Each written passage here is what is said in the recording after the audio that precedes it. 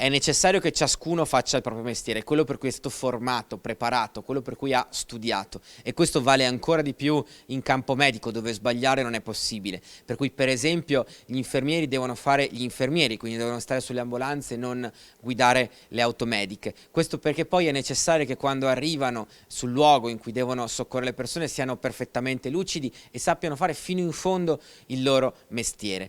Il capogruppo PD in Regione Veneto, Giacomo Possamai, non ha dubbi. Sul tavolo la discussa questione della sperimentazione avviata dalla direzione dell'ULSS 7 Pedemontana, che vede gli infermieri del pronto soccorso alla guida delle ambulanze.